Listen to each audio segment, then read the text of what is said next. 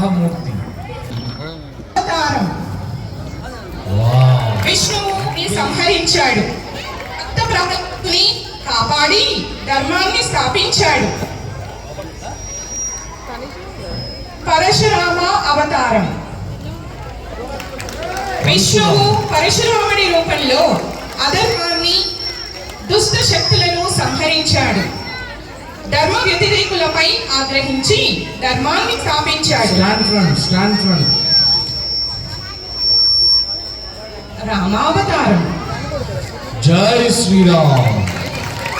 రాముడిగా విష్ణువు రావణాసురుని సంహరించాడు. జై శ్రీరామ్. సీతమ్మను రక్షించాడు, ధర్మాన్ని స్థాపించాడు. కృష్ణావతారం. శ్రీకృష్ణుడు కౌరవులను సంహరించి పాండవులకు సహాయం చేశాడు.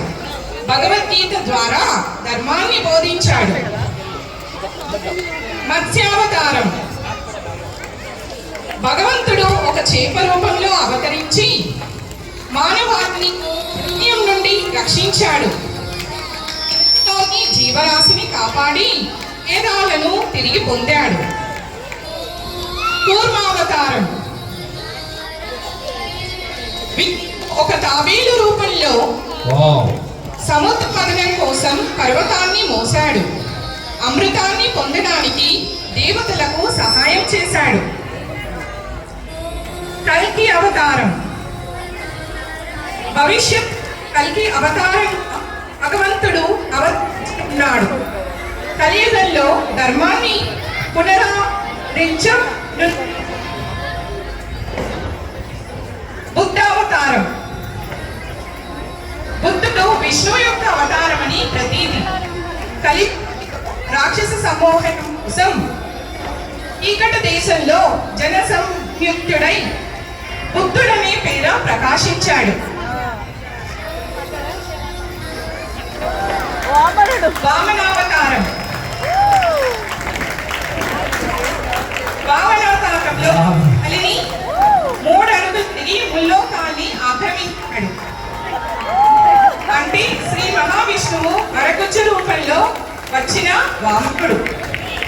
2 అడుగులతో పిండ బ్రహ్మాండాన్ని ఆక్రమించి 3వ పాదంతో బలి చక్రవర్తిని పాతాళానికి పంపుతాడు.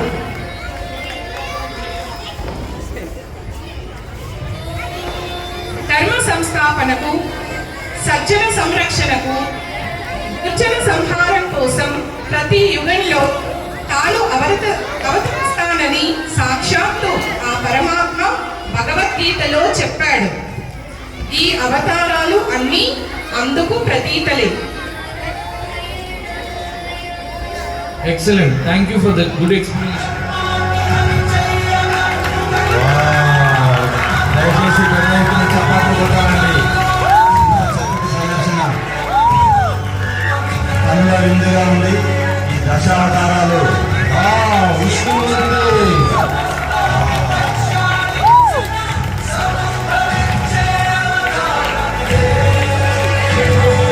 సుదర్శన చక్రధరుడు విష్ణుమూర్తి ప్రత్యక్ష దైవంగా మీరు